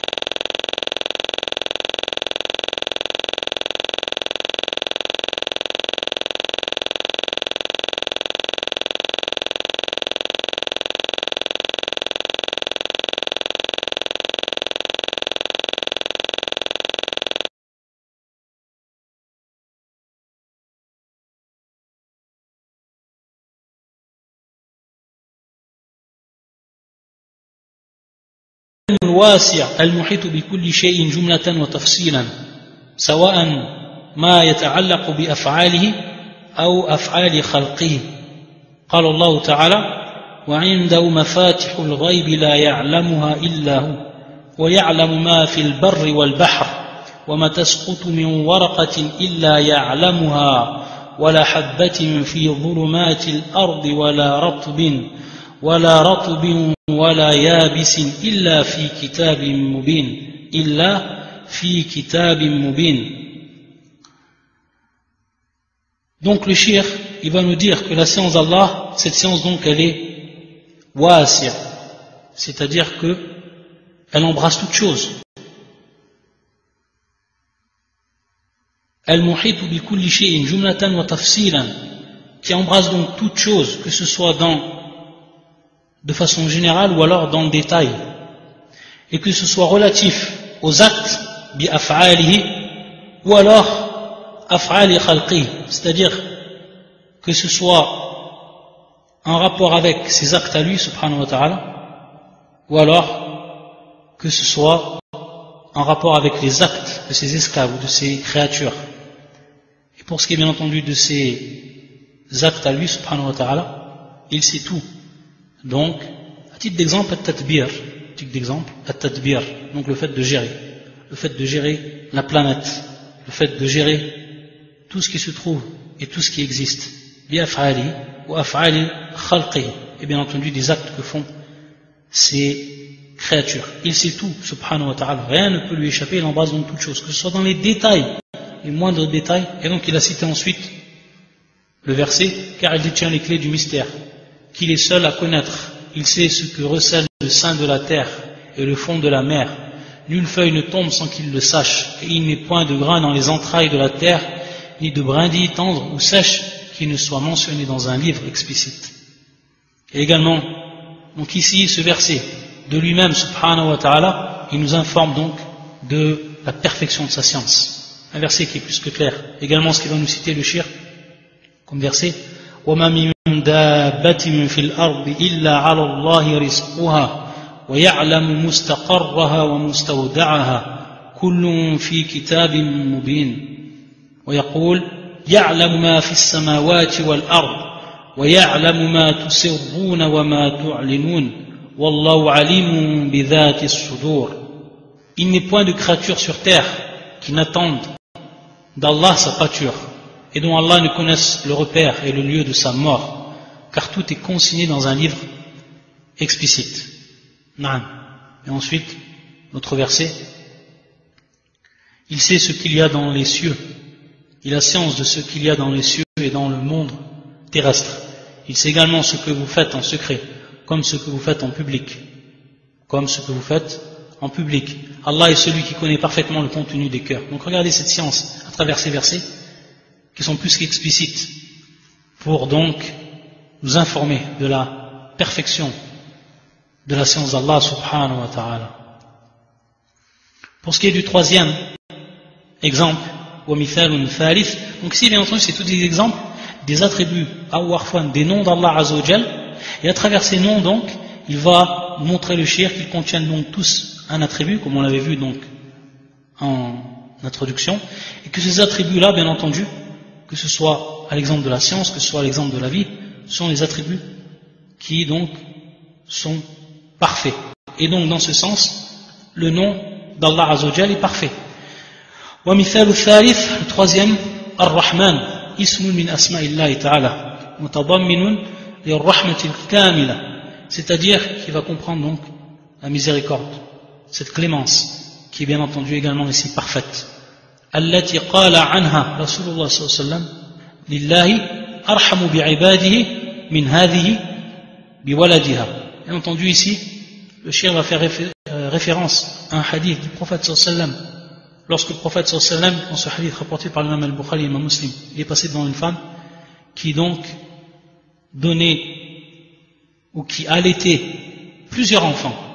Elle voyait donc cette femme pleurer les enfants, tant elle avait de la miséricorde et de la clémence envers eux, qu'elle les prenait chacun à son tour et les allaitait pour donc les nourrir et les rassasier. Subhanallah. Lorsque le prophète sallallahu alayhi wa sallam il a vu ça, il a donc informé ses compagnons de la miséricorde d'Allah pour leur faire comprendre que cette miséricorde elle est parfaite, que cette miséricorde d'Allah elle est parfaite. C'est pour ça qu'il dit donc dans ce hadith, lorsqu'il est passé devant elle, il dit le prophète sallallahu alayhi wa sallam, Allah est bien plus miséricordieux envers ses serviteurs que celle-ci envers son enfant, يعني أم صبي وجدته في الصبي فأخذته وألصقته ببطنها وأرضعته ومتضمن أيضا للرحمة الواسعة. Et ensuite il nous dit Cheikh ومتضمن أيضا للرحمة الواسعة التي قال الله عنها ورحمتي وسعت كل شيء وقال عن دعاء الملائكة للمؤمنين ربنا وسعت كل شيء رحمة وعلما. Donc il nous dit également cette miséricorde qui est vaste, al-wasi'a, qui est vaste, et dont Allah Azza wa Jal a dit à propos d'elle, wa rahmati wasi'at kulla shay, wa rahmati wasi'at kulla shay. La miséricorde donc a embrassé toutes choses. Et wa qala an du'a al-malaika, il a dit donc à propos des invocations des anges qu'ils font donc pour les croyants, Rabbana wasi'ta kulla shay'in rahmatan wa ilma. Ô mon Seigneur, Rabbana, ô notre Seigneur, tu embrasses toutes choses par ta miséricorde et ta science. Rabbana wasi'ta kulla shay'in rahmatan wa ilma. Donc ça c'est un autre exemple qu'il nous a donné le shirk par rapport donc à la miséricorde d'Allah Azza wa Jal, qui est compris donc dans ce nom Ar-Rahman. Ar-Rahman, le clément, le miséricordieux, ou le très miséricordieux. Ensuite, il nous dit le shirk. Donc à partir de ces trois exemples, c'est plus que clair. Et ici donc des exemples pour nous prouver que cette règle, elle est bien réelle, elle indique bien que tous les noms d'Allah Azza wa Jal, ils sont parfaits. Ensuite il nous dit وَالْحُسْنُ فِي أَسْمَاءِ اللَّهِ تَعَالَى يَكُونُ بِاعْتِبَارِ كُلِّ اسْمٍ عَلَى انْفِرَادِهِ ويكون باعتبار جمعه إلى غيره فيحصل بجمع الاسم إلى الآخر كمال فوق كمال. Il nous dit donc le shirk que pour ce qui est donc de cette perfection le husn ici concernant les noms d'Allah Azza wa Jal, ils sont suivant bien entendu chaque nom, c'est-à-dire que un nom il va indiquer un attribut et que ce nom donc est parfait et l'attribut qu'il contient est parfait. Ala infiradi. Tayyib. Donc chaque nom isolé va contenir cette perfection. Ça c'est sous un premier donc aspect. Le deuxième aspect, il nous dit le shirk, c'est lorsqu'ils sont rassemblés entre eux les noms. C'est-à-dire que certains noms, comme on va le voir, et comme on le trouve dans le Coran, ils sont réunis. Ils sont rassemblés. Et lorsqu'ils sont réunis, à l'exemple donc de deux noms, de par ces deux noms, il va advenir une perfection qui va être encore plus grande. Perfection, comme il dit le shirk, kamalun fawqa kamalin, c'est-à-dire une perfection au-dessus d'une perfection. Perfection toujours donc supérieure. Et l'exemple qu'il va donc nous donner, c'est deux noms qu'on va retrouver dans le Coran. Ces deux noms qui sont Al-Aziz ou Al-Hakim. Al-Aziz ou Al-Hakim, deux noms donc d'Allah Azza wa Jalla, Aziz, et ensuite Al-Hakim, donc que l'on peut, Al-Aziz, que l'on traduit par l'omnipotent, le puissant, et Al-Hakim, que l'on traduit donc par le sage, et celui qui détient le jugement. فإن الله تعالى يجمع بينهما في القرآن كثيرا, c'est-à-dire qu'Allah Azza wa Jalla, dans le Coran, il les rassemble beaucoup. فيكون كل منهما دالا على الكمال الخاص الذي يقتضيه هو العزة في العزيز والحكم والحكمة في الحكيم. نعم. والجمع بينهما دال على كمال آخر وهو أن عزته تعالى مقرونة بالحكمة فعزته لا تقتضي ظلما وجورا وسوء فعل كما قد يكون في أعزاء المخلوقين فإن العزيز منهم قد تأخذ العزة بالإثم فيظلم ويجور ويسيء التصرف وكذلك حكمه تعالى وحكمته مقرونان بالعز الكامل بخلاف حكم المخلوق وحكمته فإنهما يعتريهما الذل. Il nous dit le shirk ici que lorsqu'on va rassembler ces deux noms, Al-Aziz ou Al-Hakim, on sait que Al-Aziz, c'est celui donc qui va détenir la puissance, l'autorité, subhanah, qui détient donc une puissance absolue, une autorité absolue sur toute chose. Al-Hakim, c'est celui qui détient donc Al-Hikmah, la sagesse, une sagesse également qui est absolue, et qui contient également Al-Hukm, le jugement, qui a donc Allah Azza wa Jalla, le jugement parfait, Al-Hukm ou Al-Hikmah. Donc ici on voit que, pour ce qui est de Al-Hakim, on en tire donc deux attributs. Comme on l'a dit, ça également, c'est valable pour les noms d'Allah Azza wa Jalla, que l'on peut tirer plus d'un attribut, comme on l'a signalé auparavant. C'est le cas ici pour ce qui est de Al-Hakim. Taïb, maintenant, pourquoi ces deux noms, ils ont été rassemblés dans le Coran? Et le shir va faire apparaître ici, à travers donc cette règle qu'on a citée, que tous les noms ils sont parfaits, il va nous faire apparaître Al-Hikmah, il va nous faire apparaître donc ici la sagesse. Il nous dit, tout simplement, que la puissance et l'autorité d'Allah Azza wa Jal, elle est reliée à sa sagesse, subhanahu wa ta'ala. Maqrunatun bil hikmah, in'am. Il va nous donner un exemple. pour nous prouver ici que c'est une perfection, que Allah Azza wa Jalla possède l'autorité et il possède la puissance absolue, et que lorsque donc, et ce nom en soi-même et cet attribut donc qu'il contient, en soi-même, bien entendu, c'est une perfection. C'est une perfection, sans nul doute. Mais lorsque, en plus, cela est relié à la sagesse absolue, alors on va obtenir ici une perfection encore supérieure. Et non, pourquoi cela? Il va nous donner l'exemple d'homme. Il se peut qu'un homme, il ait donc cette autorité. Bien entendu, dans son cas, c'est toujours naqis, c'est toujours, bien entendu, imparfait. L'autorité simplement par rapport à une contrée, simplement par rapport à ce qu'il détient sous son autorité, il ne peut rien faire, bien entendu, sans l'autorisation d'Allah, sans la prédestination d'Allah, etc. L'autorité que l'homme possède, lorsqu'on dit donc qu'il détient donc autorité, qu'il a un izza, mais cela bien entendu dans le domaine de l'imperfection. C'est le cas pour tous les hommes.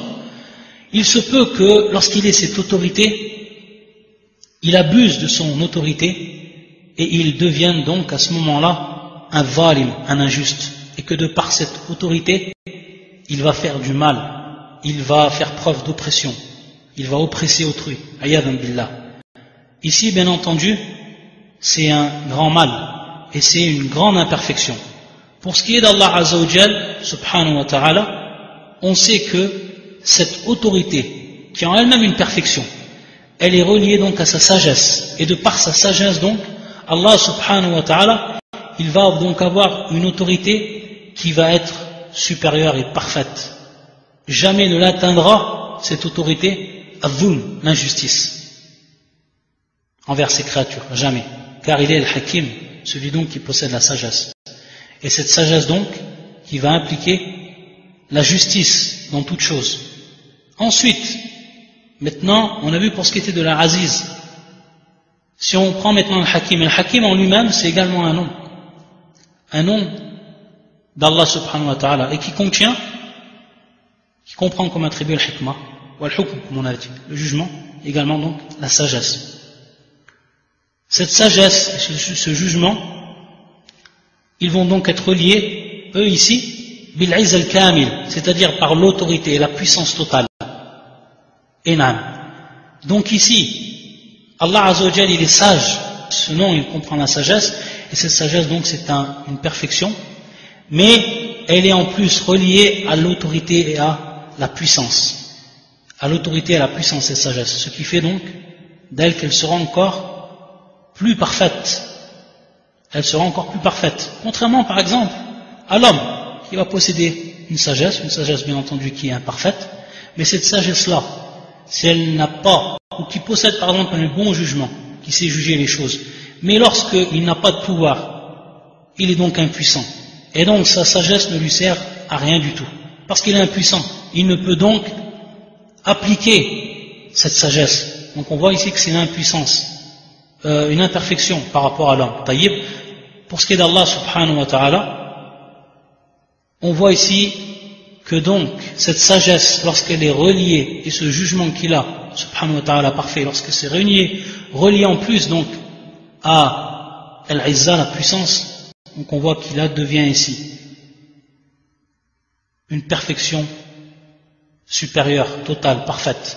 Et donc ici on est bien dans la démonstration de la sagesse qui est présente lorsqu'Allah Azza wa Jal dans le Coran, il va donc rassembler, relier deux noms, comme ici l'exemple Al-Aziz Al-Hakim. Ça donc c'est une faïda, c'est un supplément que le cheikh nous a donné en plus donc de l'explication de cette règle, et que cela donc comprend les noms, qu'ils soient donc isolés, ou alors certains noms qui sont donc rassemblés. Bien entendu, ce n'est pas le cas pour tous les noms, mais pour certains noms, et on va le comprendre ensuite dans le Coran, par rapport donc au sens, on va en comprendre donc la sagesse. Ensuite, on va passer donc à la deuxième règle. Cette deuxième règle, c'est la suivante. يقول الشيخ رحمه الله القاعدة الثانية أسماء الله تعالى أعلام وأوصاف أسماء الله تعالى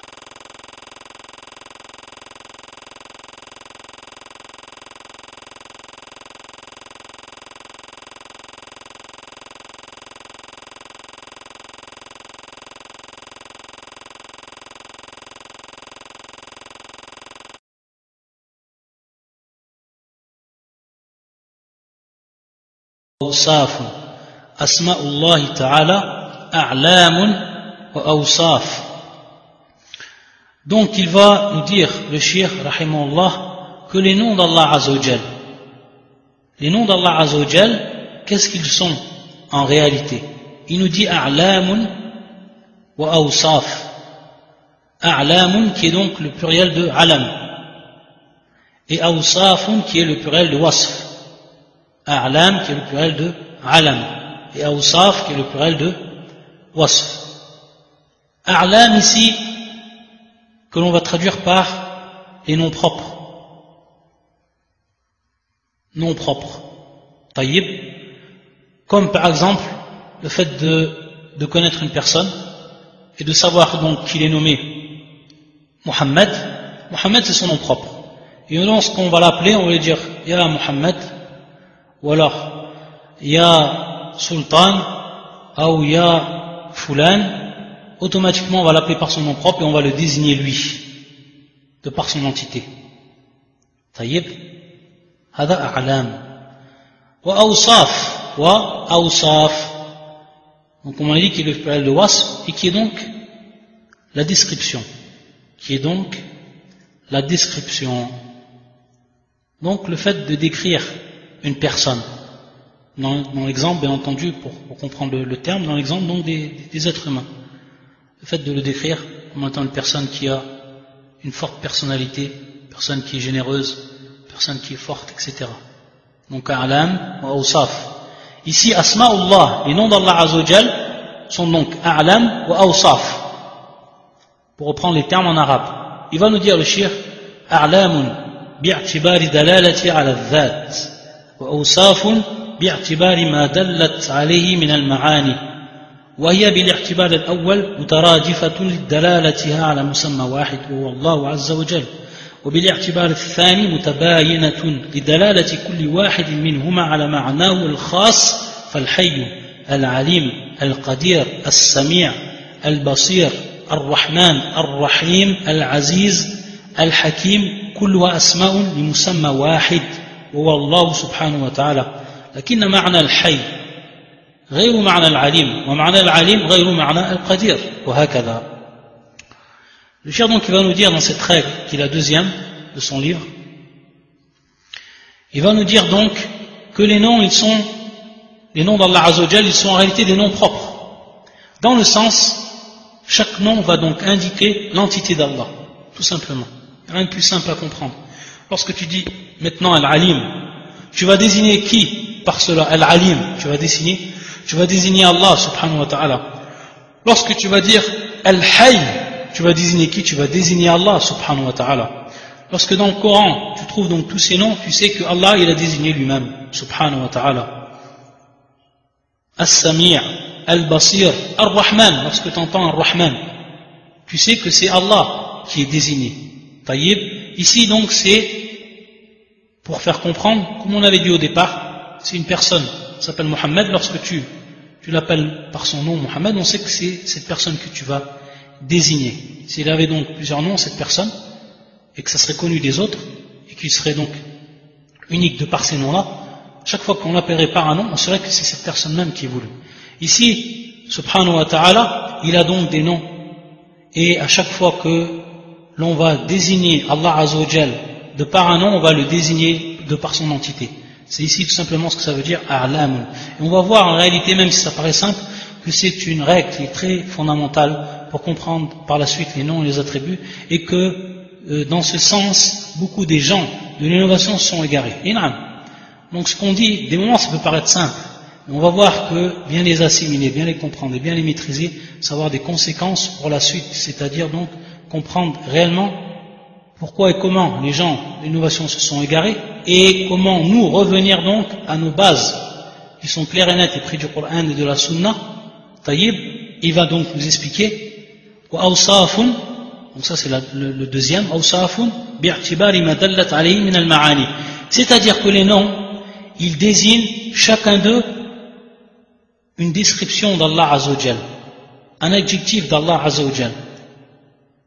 Tayyib, c'est-à-dire que lorsque tu dis Al-Qadir, donc le puissant, tu vas désigner dans un premier temps Allah. Yanna asma'ullah ta'ala a'lam. Et tu vas désigner la capacité d'Allah Azza wa Jal, la puissance d'Allah Azza wa Jal, qui est donc le tout-puissant. Donc ici, Awsaf. Awsaf.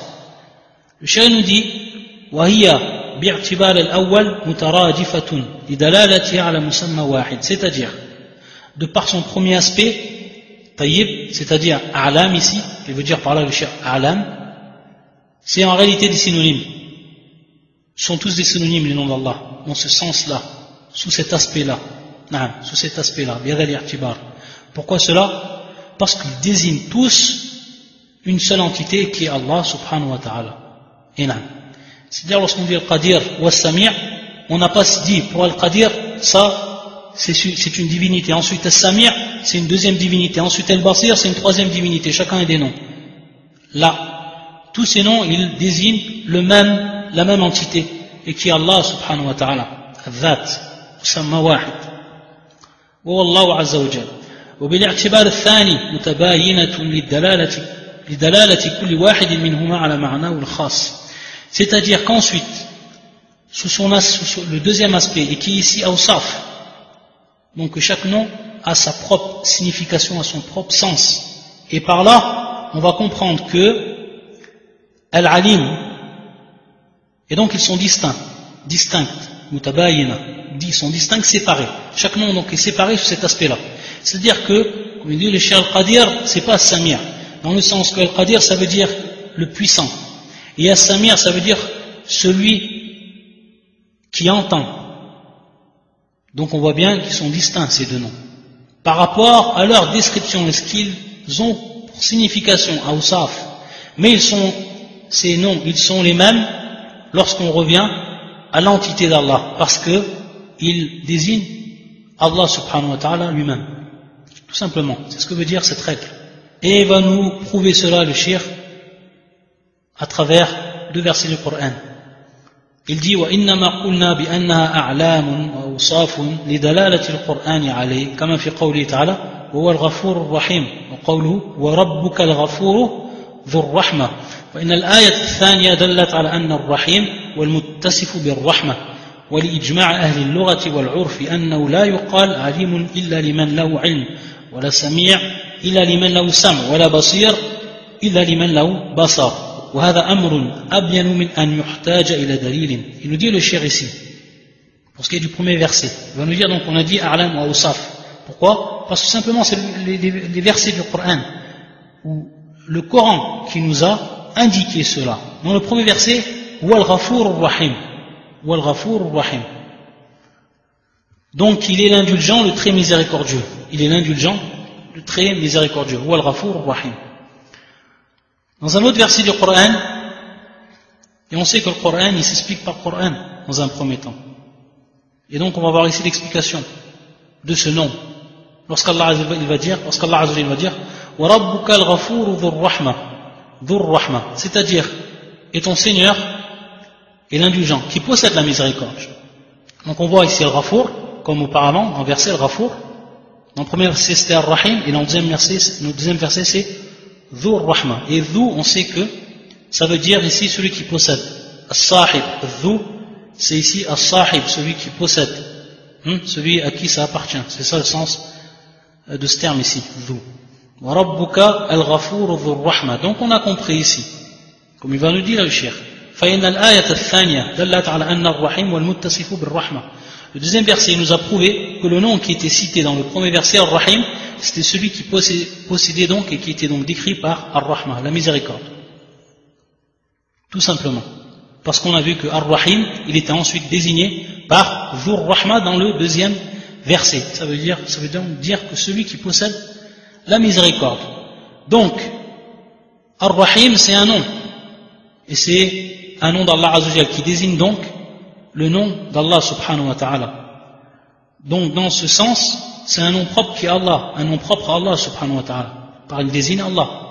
Mais également, il désigne donc al-wasf, il désigne donc la description.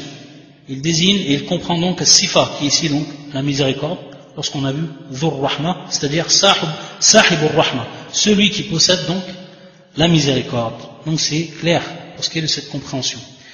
Et c'est pour ça qu'il va nous dire également le shir. Non seulement donc c'est de par le Coran qu'on comprend cela, mais également c'est de par le consensus des gens de la langue et de ceux qui connaissent donc l'usage de cette langue arabe. Et que personne n'a dit parmi ces gens-là, jamais il y a un jour une personne parmi les savants de la langue arabe qui est venu dire cette parole, c'est-à-dire alimun bila ilm, on va le voir plus tard. C'est-à-dire que personne parmi les gens de la langue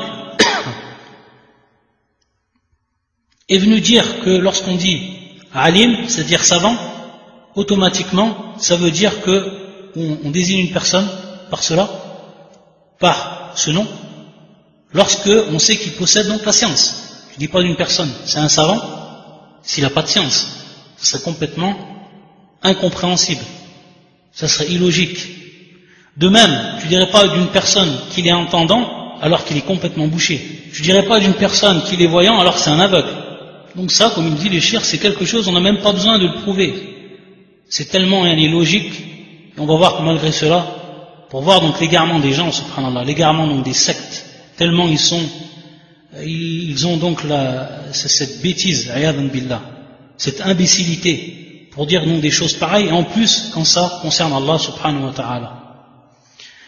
Et il va nous dire donc le shir, وبهذا علم ضلال من سلبوا أسماء الله تعالى معانيها من أهل التعطيل وقالوا إن الله تعالى سميع بلا سمع وبصير بلا بصر وعزيز بلا عزة وهكذا وعللوا ذلك بأن ثبوت الصفات يستلزم تعدد القدماء وهذه العلة عليلة بل ميتة للدلالة السمع والعقل على بطلانها. Il va nous dire donc le shir, malheureusement, que parmi ceux qui ont donc attalu, qui ont donc renié les attributs d'Allah Azza wa Jal, comme c'est le cas des Al-Mu'tazila, qui ont renié tous les attributs d'Allah Azza wa Jal, et qui ont dit Sami'un bila sam, Sami'un bila sam, c'est-à-dire celui qui entend, yani l'entendant, Sami'un, mais sans qu'il ait d'écoute. Wa basirun bila basar, c'est-à-dire qu'il est le voyant. Nous, donc, on atteste qu'il est le voyant, mais on renie qu'il possède la vue. Subhanallah. Wa azizun bila izza, on atteste qu'il est le tout-puissant, mais sans qu'il ait de puissance. Subhanallah. Et ces gens-là, le Mu'tazila, titre d'exemple, et d'autres qui se sont égarés parmi Ahl al-Ta'til, comme nous dit le shir, ils nous ont donné donc une explication. Essayez d'argumenter ce qu'ils ont avancé et qui est complètement donc caduque, ayadan billah. Et ils vont dire tout simplement, donc on va voir ici l'utilité de connaître la règle qu'on a vue auparavant, et également dans ce qu'on verra plus tard. Il va nous dire tout simplement que lorsque on va attester plusieurs sifat, on va attester en réalité plusieurs attributs, cela va impliquer ta'addud al-qudama, il dit le shir. Ta'addud, c'est la multiplication. Al-Qudama, eux ils disent en fait, ces gens-là ils disent Al-Qudama, qui est le pluriel de Qadim, Al-Qadim. Il veut dire par là bien entendu la multiplication des divinités. C'est-à-dire qu'il y aurait plus d'une divinité si on attestait donc ces attributs, Hadith Sifat. Et pourquoi ils disent Al-Qudama, et qui est donc le pluriel de Al-Qadim? Parce que chez eux, l'attribut ou ce qu'ils attestent comme attribut et qui est le plus particulier auprès d'eux, c'est ce qu'on appelle le qidam. C'est tout simplement l'éternel, c'est-à-dire qui n'a pas été précédé par le néant. Celui donc qui est éternel et qui n'a jamais été précédé par le néant. C'est cette façon qu'on va traduire al-qadim. Tayyib. Et donc c'est pour ça qu'ils ont dit le qudama, qui nous rappelle donc ce shir, leur expression à eux, ta'addud al-qudama. C'est tout simplement donc la multiplication des divinités. Ça voudrait dire que si, maintenant moi, je dis que Allah, il est al-Basir, mais, lorsque je dis il est al-Basir, qui donc il a la vue, et si je dis qu'il est as-Sami' et qui possède donc l'ouïe, qu'il entend donc, subhanahu wa ta'ala, automatiquement, ça va impliquer cela que j'ai attesté plusieurs divinités. Et va nous dire le shir, tout simplement que cette explication, cette argumentation, elle est caduque, elle n'a aucune valeur. Elle est mayita, elle est morte, nulle. Lidalalati as-sam' wal 'aql ala butlania. C'est-à-dire de par l'indication as-sam', lorsqu'il dit le shir as-sam', c'est en réalité ad-dalil al-naqli, ce qu'on appelle un naql, c'est-à-dire ce qui vient du Coran et de la Sunna, ce qui a été retransmis, ce qui nous a été donc retransmis. Et la transmission, ou parfois la révélation, qui nous a été retransmis, c'est bien entendu le Coran et la Sunna, et c'est nous ce que l'on entend en réalité, ce que l'on va apprendre, ce que l'on va entendre. C'est pour ça qu'il dit as-sam', ça veut dire ici un naql, c'est-à-dire dalil al-naql, il va donner donc une preuve du Coran ou alors de la Sunna, ou des deux. Wal aql, bien entendu, c'est ici le rationnel, le domaine donc du rationnel, ce que nous on va comprendre suivant notre raison, suivant donc notre propre raisonnement, le raisonnement humain. Et donc de par ces deux domaines d'argumentation, il va annuler ce qu'ils ont avancé, et qu'à travers en réalité cette argumentation, il va également le shir nous donner une faïda. Ça va prendre un petit peu de temps pour l'expliquer. Donc je ne vais pas commencer ici l'argumentation, on la laisse donc pour le prochain cours, Inch'Allah ta'ala. Nous naktafi bihadha al-qadr, ça fait déjà 1 heure de cours. Subhanaka Allahumma bihamdika, ashhadu an la ilaha illa anta, astaghfiruka wa atubu ilayk.